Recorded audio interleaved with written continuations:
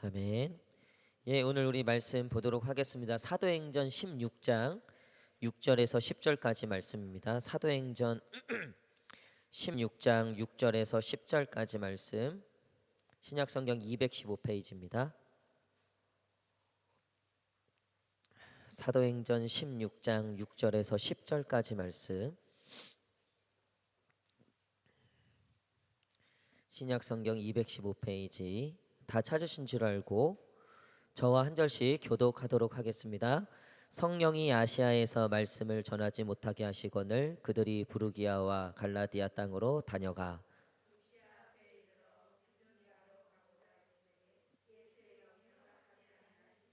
무시아를 지나 드르아로 내려갔는데,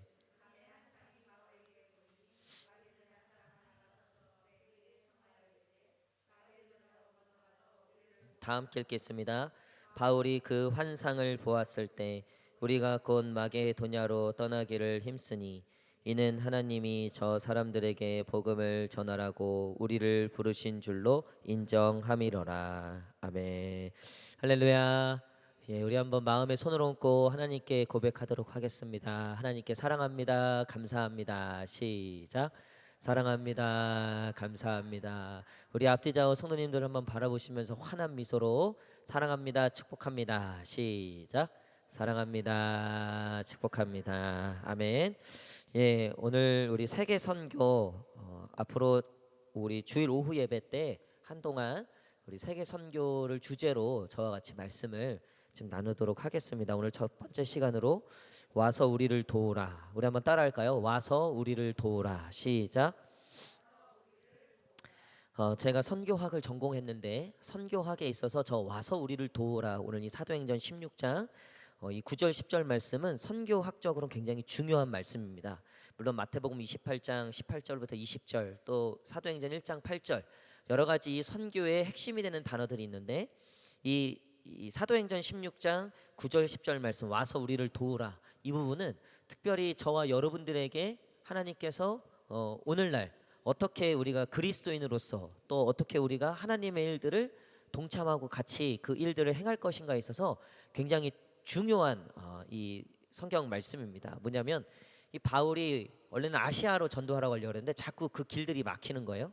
그리고 나중에 이제 환상 중에 마게도냐 사람을 이제 그래서 이제 바울의 전도가 유럽으로 향하게 되죠. 아마 아시아로 갔으면 인도를 거쳐서 중국을 거쳐서 우리나라까지 왔을 거예요, 분명히. 근데 하나님께서 일단 그쪽을 막으시고 유럽 쪽으로 이 바울을 보내는데 그 변곡점이에요, 이 말씀이. 이제 마게도냐로 가게 되고 그 뒤로 이제 유럽을 돌면서 선교를 하고 유럽 복음화가 이제 나중에 로마 이후에 되게 되는 건데요. 하나님께서는 이 바울이 아시아로 가려고 한 걸 막으시고 마게도냐로 보냈다는 거죠. 그러니까 이건 무슨 얘기냐면 하나님도 나름의 계획과 뜻이 있으셨다는 거죠. 하나님의 나름 플랜이 있으셨다는 거예요. 그래서 바울이 가고 싶은 곳도 있지만 그것도 너무나 귀한 사역이지만 특별히 하나님의 그 계획 안에서 이 바울을 컨트롤하고 계시다는 거죠. 저와 여러분들도 마찬가지예요. 우리의 삶을 하나님께서 인도해 가시는 줄 믿습니다. 근데 우리가 이 바울처럼 바울이 계속 아시아로 가고자 했는데 못 가게 하고 또 7절에 보니까 나중에는 이제 예수의 영이 허락하지 않았다고 표현하고 있어요. 7절 읽겠습니다. 7절 시작. 무시아 앞에 이르러 비드냐로 가고자 했을 때 예수의 영이 가지 아니하는지라. 예수의 영 성령께서 바울의 마음을 뭐 여기 구체적으로 기록되어 있지 않지만 바울의 마음을 계속 어떻게든 이렇게 막으셨다는 거예요. 게다가 6절 보십시오. 6절은 성령이 이렇게 시작하죠. 6절 시작. 성령이 아시아에서 말씀을 전하지 못하게 하시거늘 그들이 부르기아와 갈라디아 땅으로 다녀가. 또 성령이 아시아에서 말씀을 전하지 못하게 하셨다. 여러분 이걸 보면 우리가 두 번째 힌트를 얻어요. 선교는 누가 하시는 겁니까? 특별히 성령님께서 하시는 거예요. 할렐루야. 구약은 하나님께서 물론 하나님, 예수님, 성령님 삼위일체로 계셨지만 구체적으로 구약에서는 하나님께서 직접 움직이시고 하나님께서 선지자들을 통해서 또 제사장들을 통해서 일을 하셨어요. 그리고 나서 이제 예수님을 보내시는 거죠. 예수님이 이제 공생의 사역을 하시고 십자가 지시고 모든 복음의 사역을 완수하시고 나서 승천하시면서 제자들에게 땅끝까지 주의 복음을 증거하라는 명령을 하시고 동시에 누굴 보내주겠다? 성령을 너희에게 보내주겠다. 그러니까 그 이후의 삶을 사는 저와 여러분들 모두 지금 성령 시대를 사는 거예요. 근데 그 성령께서 하시는 여러 가지 일들이 있는데 이 성경에 기록된 바로 내가 너희가 땅끝까지 주의 복음을 증거하는데 내가 너희에게 누굴 보내준다? 성령을 보내주신다. 그러면 이 성령을 보내신 여러 가지 목적이 있지만 하나님이 성경에 기록한 가장 큰 목적은 무엇이었습니까? 땅끝까지 주의 복음을 증거하는 일을 위해서 우리에게 성령을 보내주신다. 이 요엘서에 보면 말세에 내가 너희에게 성령을 부어주리라. 그리고 그게 실제로 사도행전 2장에서 마가의 다락방에서 성령이 임하게 되죠. 그리고 사도행전 1장 8절에도 예수님이 승천하시기 전에 오직 너희에게 성령이 임하면 너희가 권능을 받고 예루살렘과 온 유대와 사마리아 땅끝까지 땅끝까지 주의 복음을 증거하리라. 그러니까 성령님과 선교는 같이 간다. 그러니까 우리가 교회에서 뭐 선교를 한다, 세계 선교를 위해서 기도한다라고 할 때 우리가 뭐 선교사님들을 위해서 기도하고 또 때로는 재정을 보내고 뭐 우리가 직접 또 선교도 갈 수 있고 뭐 여러 가지의 선교의 일들이 있지만 가장 중요한 건 선교의 가장 핵심은 성령님께서 하신다. 자, 그러면 우리가 선교를 위해서 기도하고 선교회를 교회가 하기 위해서 무엇을 받아야 합니까? 말 그대로 정말 성령을 받아야 되는 거예요. 성령을 받아야 한다. 근데 여러분, 저와 여러분들이 성령을 받았을까요? 안 받았을까요? 성령을 받았을까요? 안 받았을까요? 받았습니까? 어떻게 확신하세요? 이거 제가 청년들한테 이렇게 질문했거든요. 너 구원을 받았어? 안 받았어? 뭐 이렇게도 질문해보고, 너 성령을 받은 것 같아? 안 받은 것 같아? 얘네들이 받은 것 같긴 한데 제 삶을 보니까 제가 안 받은 것 같기도 하고, 받은 것 같기도 한데 자기가 지금 받은 것처럼 살지 않는 것 같다는 거예요. 여러분, 우리가 성령을 받았다는 것을 어떻게 합니까? 성경에 보니까 성령이 아니고선 예수를 주라 시인할 수 없다, 고백할 수 없다. 우리 다 함께 예수는 나의 그리스도, 예수는 나의 주십니다. 시작. 예수는 나의 그리스도, 예수는 나의 주십니다. 할렐루야. 여러분, 이 믿음을 누가 하게 하신다? 성령께서 하신다. 믿지 않는 사람들 보세요. 이 고백을 못 한다니까요. 우리 오랜만에 이만희 바보. 시작. 우린 자유롭게 하잖아요, 그렇죠? 근데 하나님 바보는 못할 것 같아. 근데 이만희 바보는 저기 천지에 있는 사람들은 못해요. 이상한 영이 들어갖고 그래요. 이상한 영이 들어서. 우리도요, 뭐 손 없는 날, 손 있는 날, 이거 무서워서 막 못하자. 이사도 막 못하잖아요. 막 없는 날, 있는 날 구분해갖고 뭐 가격도 비싸고 피해가야 돼. 이상한 영이 붙잡고 있기 때문에. 근데 우리는 어떤 영이 붙잡고 계세요?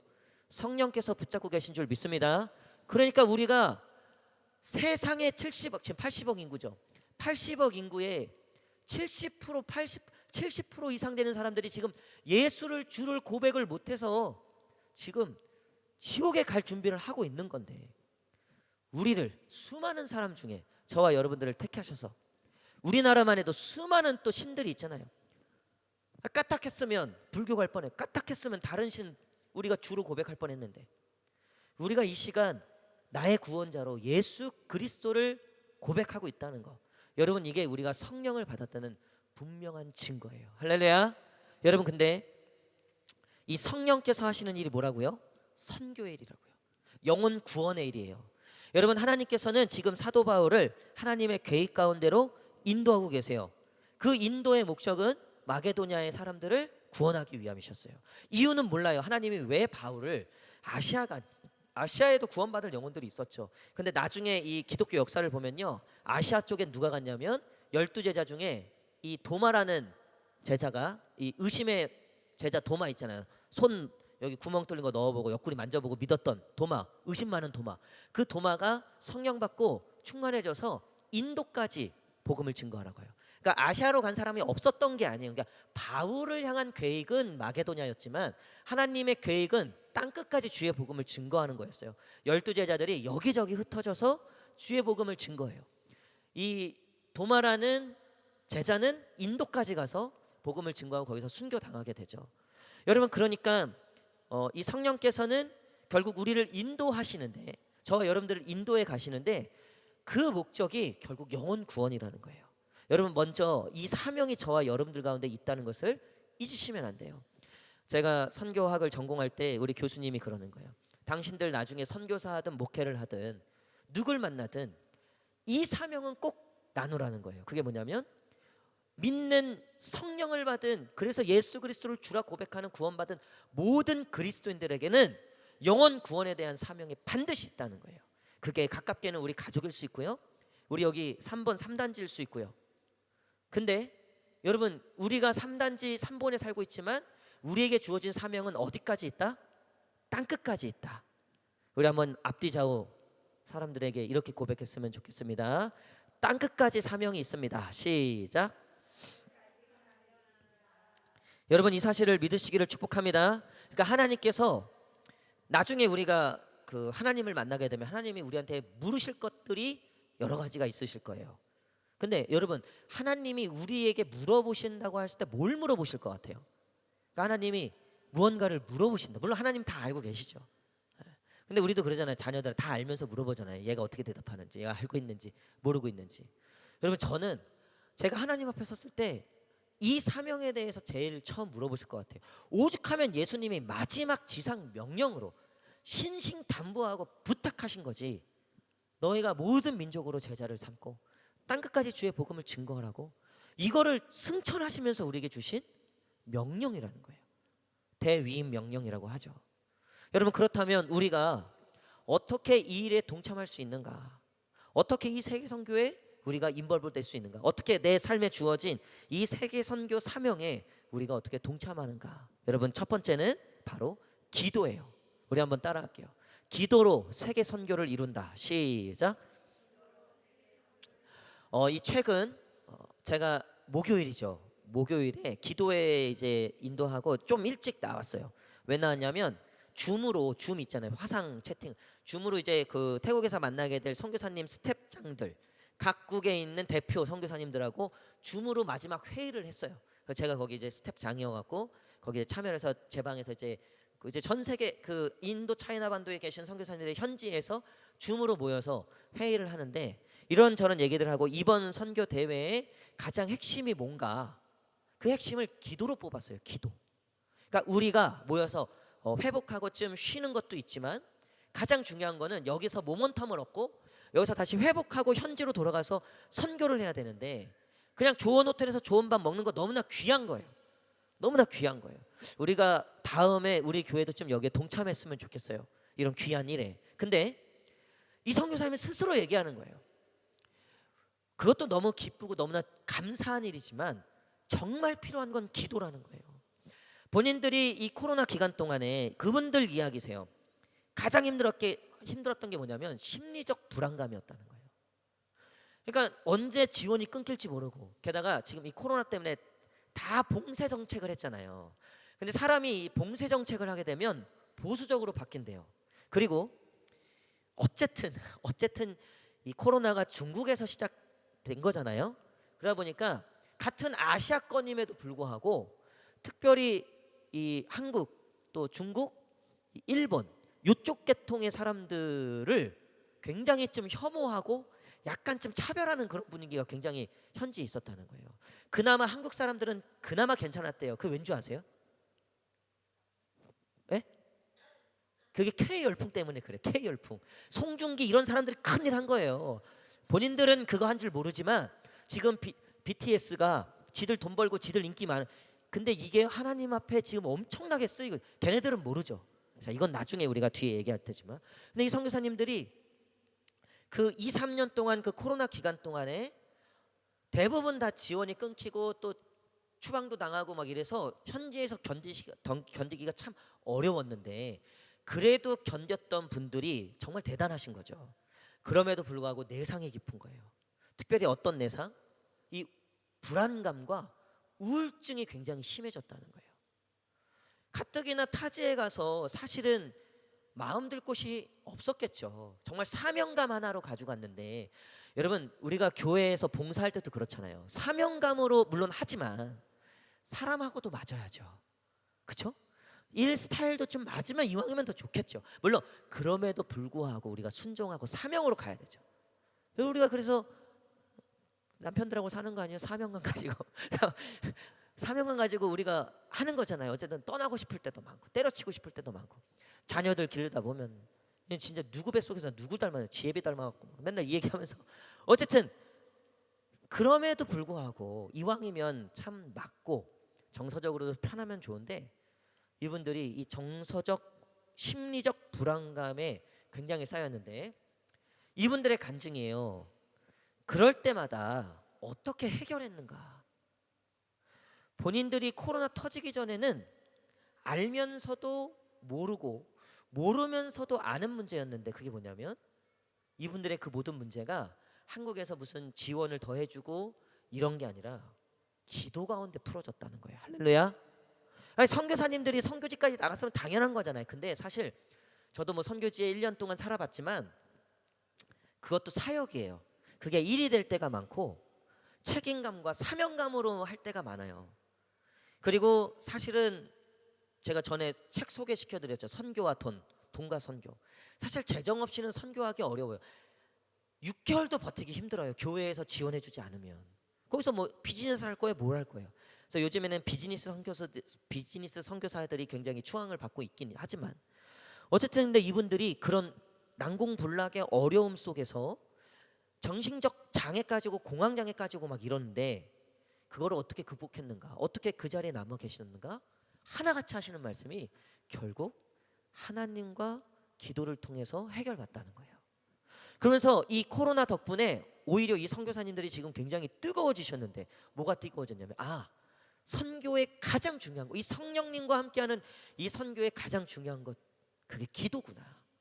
여러분 선교지마다 우리나라를 한번 생각해 보세요.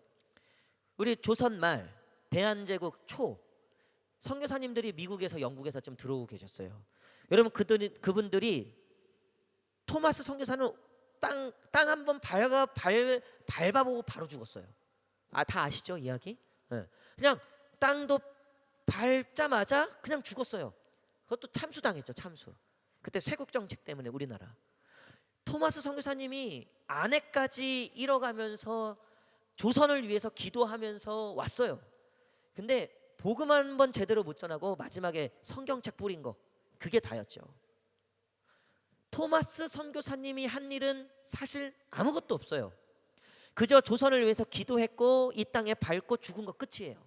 근데 오늘날 우리 대한민국의 기독교 역사를 보면 이 토마스 선교사님이 뿌린 그 성경책을 통해서 평양에 널다리 교회가 생기게 됐죠.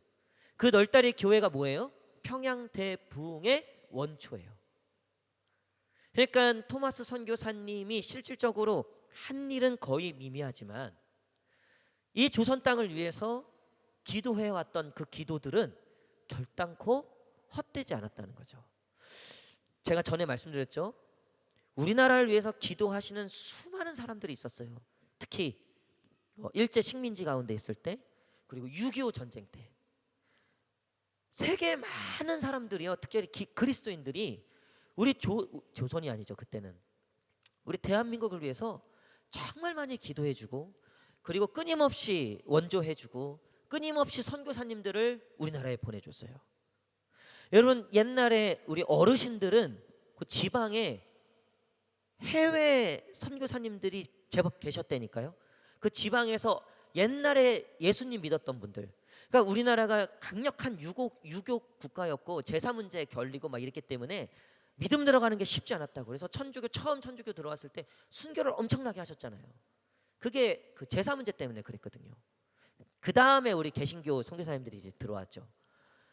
여러분 근데 그때 예수님 믿고 그 옛날에 교회 다녔다 대다수 선교사님들 통해서 예수님 믿게 된 거예요. 그리고 그때 이제 권서인들이라 그래서 성경책 나누어지는 한국 사람들이 있었어요. 왜 이렇게 그 보자기 같은 거에 그 성경책 메고 전국을 돌아다니면서 권서인이라 그래요. 권서인. 그래서 그 책을 성경책을 나눠주시는, 다 그분들이 선교사님들 훈련받고 선교사님들 그 지원하에 그 일들을 한 거예요. 여러분 우리나라 역시 세계 많은 국가의 기독교 이 선교사님들과 세계 많은 교회들의 중보기도를 통해서 우리나라가 이만큼 그래도 교회도 생기고 기독교가 성장해 온 거죠. 여러분 우리도 이제 이 일에 동참해야 되는데 특별히 우리 교회가 이 일들에 동참하기를 원합니다. 저는 우리 교회가 정말 이 세계 선교에 눈을 뜨고 이 성령을 받은 성령과 함께 하시는 이 세계 선교에 여기 계신 모든 분들이 동참했으면 좋겠어요. 그 첫 번째로 여러분 기도하시는 거예요. 그래서 제가 내년에 우리 이제 비전 트립을 계획하고 기도하고 있는데 우리 성도님들에게 한 나라를 우리가 1년 동안 입양을 합시다라는 마음이에요 지금. 그러니까 나라를 입양한다는 건 좀 웃기지만 우리가 이제 비전 트립 가고 우리가 한동안 계속해서 이제 선교를 갈 한 나라를 정해놓고 우리 모든 성도들이 그 나라를 마치 입양하듯 그 나라를 품고 365일 매일 기도하는 거예요. 우리 교회에 공식적인 기도 제목으로 올려놓고 우리 교회는 이 나라를 품습니다. 그렇게 아예 연초부터 성도님들에게 공포하고 매일 그 나라를 위해서 기도하는 거죠. 제가 신학교를 가고 선교학과를 들어갔는데 그 선교학교에서 제가 배운 게 이런 거예요. 그 우리 교수님이 우리 한 50여 명 있는 그 학생들이 있었는데 세계 지도를 50여 개의 조각으로 나눴어요. 그리고 기도하고 다 같이 기도하고 그 나라를 하나씩 뽑는 거예요. 그래서 번호를 다 매겨놓고 추첨하듯이 뽑는 거예요. 그때 제가 미얀마 걸렸어요. 미얀마. 그래서 당신은 4년 동안에 이 나라를 위해서 중보하십시오. 그게 교수님의 숙제였어요. 그러니까 50여 학생들이 한 나라씩 좀 그 큰 나라도 있고 뭐 작은 나라도 있고, 근데 대다수 우리 교수님이 하신 거는 이슬람 국가하고 불교, 힌두교. 그러니까 전혀 정말 기독교가 너무나 미비한 미전도 종족과 같은 그런 나라들. 그렇게 해서 4년 동안 어쨌든 그 교수님이 1학년 때 내주신 그 일들 때문에 4년 동안 그 나라를 위해서 기도했어요. 제가 전에 있던 교회에서 미얀마를 가게 됐어요. 제가 이제 인솔자로 청년부 할 때 우리 청년들하고 어른들하고 한 30 몇 명 데리고 미얀마로, 제가 선교지가 미얀마가 걸린 거예요. 근데 이게 마음이 다른 거예요. 왜요? 제가 대학교 4년 동안에 어쨌든 그 나라를 위해서 학교에서, 그리고 학교에서 제가 다녔던 엑츠 아세안합신학대학교는 선교를 위해서 지어진 학교예요. 그러니까 매 채플마다 세계 선교를 위해서 기도하고 품은 나라들을 위해서 기도해요. 그러니까 제가 채플마다 그래도 기도해 왔어요. 세계 선교와 미얀마. 근데 우연치 않게 청년부 사역자가 되면서 저에게 이 선교 담당을 하나씩 이렇게 맡겨주는데 제가 미얀마가 된 거예요. 마음이 달라요. 예전 같지 않아요. 그리고 가서 영혼들 보고 만난 그 20대 때 그래도 4년 동안 기도했던 그 기도가 하나님이 이거 없어지지 않고 그대로 남겨두셨더라고요. 그때 제가 다녀왔는데 그 선교사님도 말씀하시고 이 팀원들은 미얀마에 뭐 3, 4년씩 갔다 온 사람들이에요. 저는 그때 이제 처음 맞아서 처음 간 건데. 근데 지금도 얘기하는데 저희가 갔을 때 그 미얀마 갔을 때 그 팀, 그리고 그 선교사님도 그렇고 가장 풍성했다는 거예요. 그리고 이 선교사님도 이전하고는 좀 다른 팀 같다는 느낌이 있었다는 거예요. 그래서 제가 이 간증을 선교사님한테 했거든요. 선교사님이 그래서 그런가 보네요. 윤 목사님이 그때부터 이 나라를 위해서 기도했네요. 그러니까 이 영혼들이 윤 목사님을 반기네. 근데 아이들이 진짜 저를 되게 좋아했어요.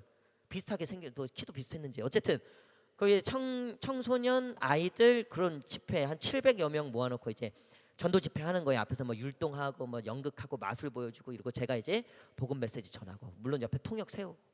근데 애들이 진짜 저를 막 이렇게 쫓아다니고 되게 좋아하는 거예요. 그리고 제가 어딜 가든 식당에도 어딜 가든 저를 굉장히 기쁘게 맞아주는 거예요. 그러니까 선교사님도 되게 신기하다 할 정도로. 그래서 저보고 여기 콜링 있는 것 같다고 여기 선교사로 오라고 막 이럴 정도로. 근데 보니까 제가 대학교 4학년 동안 이름도 몰라 얼굴도 못 봐. 근데 그 나라를 위해서 기도했거든요. 여러분 혹시 그런 나라들이 있습니까? 여러분 적어도 그리스도인이라면 전 세계 200여 국가 중에 한 국가씩은 품어야 되지 않겠습니까? 할렐루야. 우리가 다시 한번 드디어 이제 다 여자들만 모였어요. 자, 마음에 손을 얹고 이렇게 고백. 나는 아줌마가 아니다. 시작. 나는 글로벌 크리스찬이다. 시작. 할렐루야. 여러분 하나님이 나라 하나씩 띄어서 주신다니까 그 사양하지 말고 받으세요. 할렐루야. 하나님께서 네가 열방을 품으라 그랬어. 내가 열방을 주겠다. 그럼 나중에 하나님이 우리한테 뭘 보실까요? 뭘 물으실까요? 몇 나라 품었나? 이거 보지 않겠습니까? 아니, 하나님이 그거 계수하시지 않겠어요? 이거 그냥 자기만 먹고 자기만 좋다가 왔네? 이거랑 그 마음을 보니까 전 세계가 있는 거예요. 그 마음에 열방이 있는 거예요. 그 마음에 얼마나 기도를 많이 해왔는지 그 안에 영혼이 수두룩뚝뚝한 거예요. 할렐루야. 별로 믿음이. 할렐루야. 여러분 이 일에 동참하시기를 축복합니다. 그래서 제가 내년에 한번 해보려고 그래요. 내년에 우리 그 비전 트립 그거 앞서서 제가 선교 세미나를 열어서 우리 성도님들 같이, 왜냐하면 우리 팀도 갈 때 우리 교회가 기도해야 되고 후원해야 되니까 그때쯤 강사들도 모시고 그때 한번 제가 대학교 1학년 때 했던 세계 지도 조각 내갖고 우리 청년들까지 다 여기 모아놓고 하나씩 뽑읍시다. 그래서 1년 동안 그 나라 위해서 기도하는 거예요. 매년 그렇게 하면은 적어도 평생에 그래도 뭐 많게는 30국가, 뭐 적게는 뭐 어쨌든 우리가 그래도 하나님 앞에서 오늘 이 말씀에 부끄럽지 않을, 여러분 와서 도우라. 마게도냐 사람이 나타나서 환상 중에 마게도냐를 건너와서 우리를 도우라 하시거늘. 여러분 요번에 만나게 된 인차 선교 인도 차이나 반도는요 강력한 이슬람 국가예요. 그리고 불교 국가예요. 여러분 그 영혼들이 지금 비명을 지르고 있는 거예요. 물론 자기들은 이게 전부인 줄 알고 그것이 진리인 줄 알고 살아가고 있죠. 하지만 하나님 입장에서는 정말 비명을 지를 만한 일인 거예요. 그 영혼들을 구원해야 되고 그 영혼들을 그 악에서부터 그 정말 지옥에서부터 꺼내와야 되는데, 구원하셔야 되는데, 여러분 와서 도우라. 여러분 그 영혼들이 지금 우리를 향해서 끊임없이 부르짖고 있는 거예요. 안타까운 소식인데 예전에 몇 년 전에 제가 한번 소개하고 같이 기도했던 요르단의 한종우 선교사님이라고 제 학부 동기인데 저보다 한참 형님이세요. 이 형님이 직장 생활 하시다가 하나님의 부르심을 받은 거예요. 아주 신실한 집사님이셨어요. 그 교회 목사님이 끝까지 신학교 못 가게 했대요. 신실하게 교회에서 너무 신실한 집사님이셨기 때문에, 왜냐하면 이제 선교 간다니까 교회 떠나야 되잖아요. 그러니까 너무 다시 한번 생각해봐라. 하여튼 그러셨대요. 근데 이 형님이 부르심이 너무 강력하니까 그래서 멀쩡한 직장 이제 그만두고 우리 학교에 아세나 신학대학교 학부로 들어온 거예요. 그때 나이가 아마 저보다 나이가 지금 제 나이보다 많았을 거예요. 40 중반쯤 됐을 거예요. 아마 40 초반쯤 됐겠다. 그러니까 이미 가정도 있고 뭐 자녀들도 있고 느지막이 어쨌든 온 거죠. 근데 이 형님이 그때 얘기하는 거예요. 자기는 직장 생활하다 왔는데 이슬람권의 부르심을 받았다는 거예요. 이슬람권. 제가 2000년도 제가 공공학번이거든요. 2000년도 이슬람 지역은요 한국에서도 정보가 많이 없었어요. 게다가 2001년도에 무슨 일이 있었어요? 2001년 9월 11일 날 기억 안 나세요? 9.11 사건. 그때 문명의 충돌이라는 책이 나왔고 사무엘 행턴이라는 사람이 이슬람과 기독교의 충돌이다 막 이런 식으로 어그로를 끌어갖고 이슬람에서 반 기독교 그러니까 원래도 기독교를 반대했지만 미국을 중심으로 한 기독교 세력하고의 싸움이다. 미국 역시 약간 종교적인 어떤 싸움 쪽으로 몰고 갔죠.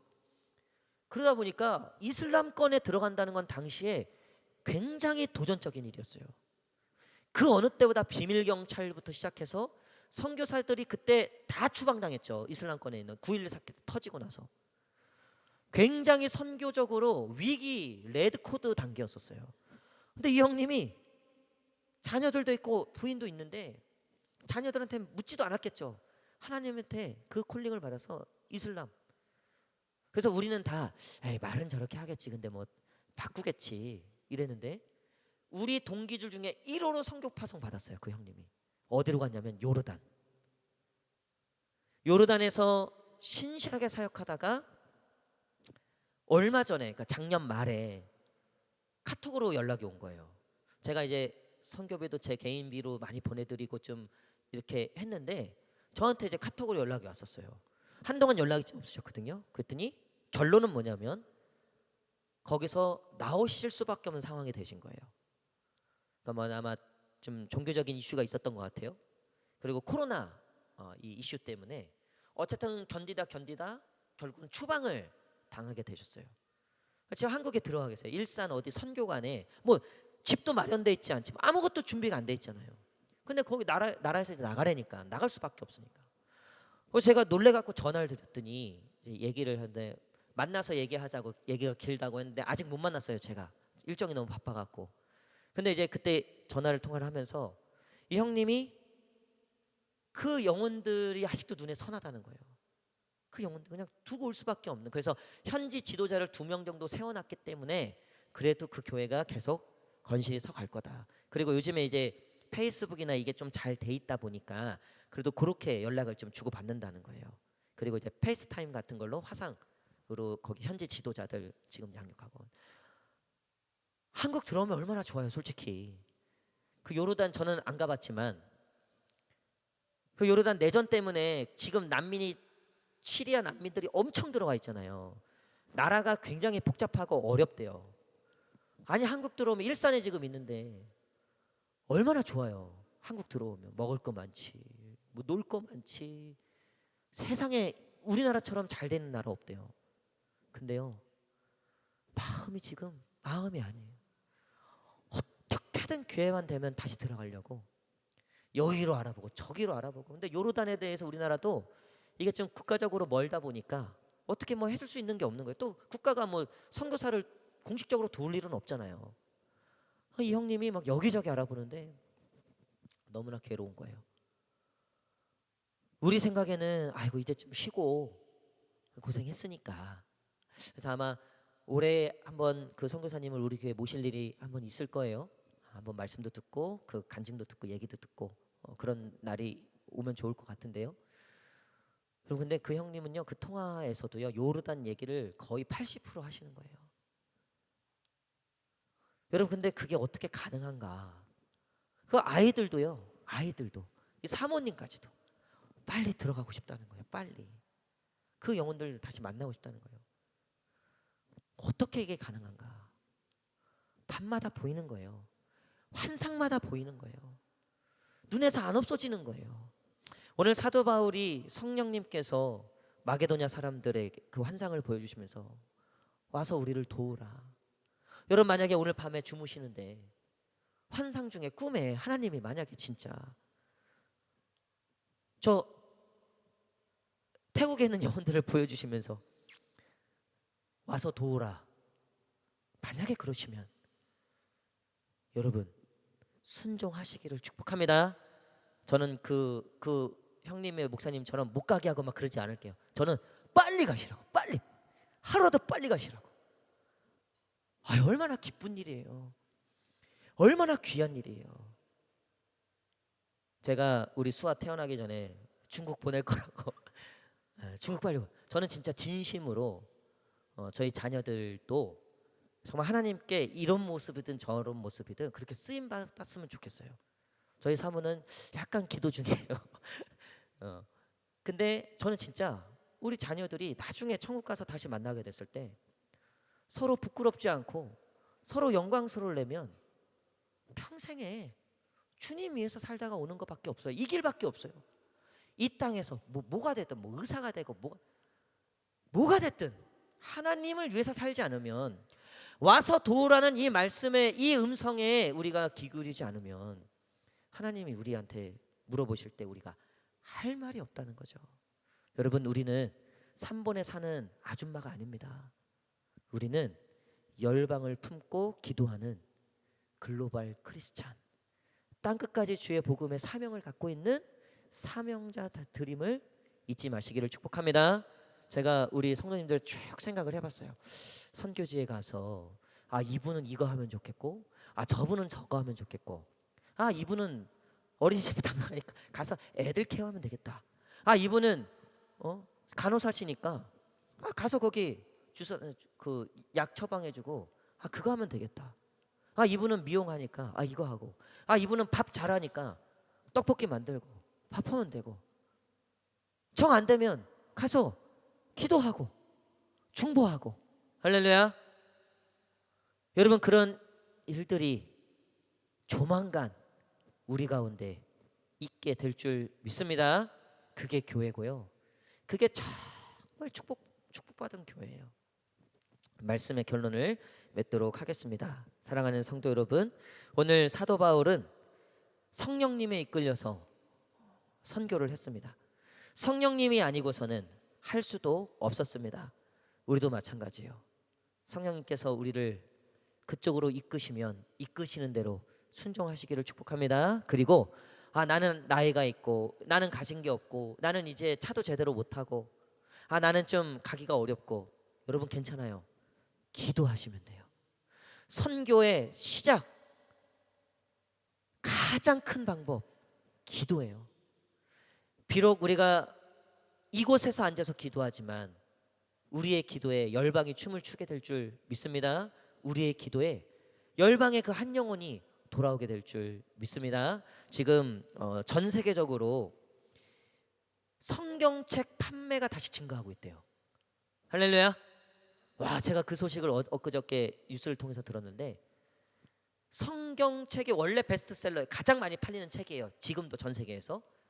근데 코로나 이후에 최근에, 그러니까 2022년도겠죠, 작년, 성경책 판매량이 급증했다는 거예요. 왜 그런가 조사를 해보니까 사람들이 느끼는 거예요. 지금 코로나로 경험해보고 경제 침체 이거 다 경험해보니까 이거 다 헛된 거구나. 이거 그냥 미국에 한번 기침하면 다 날아가는 거구나. 이럴 때 더 중요하고 정말 본질이 뭔지를 깨달아 간다는 거죠.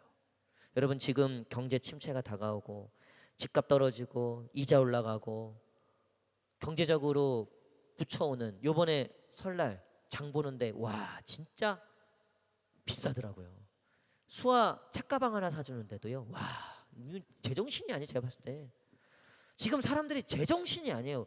2만 원이면 살 가방인데, 2만 원이면 살 가방인데 그걸 20만 원에 그걸 없어서 못 사고, 이거는 우리 딸 아들 이거 없으면 애 왕따 당한다 이러고서 그거를 사줘야 된다.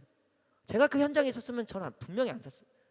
할아버지랑 이제 할머니가 있어서 그거를 산 것 같아요. 애들이 할아버지 할머니만 있으면 아주 그냥 지들 세상에 지들 세상.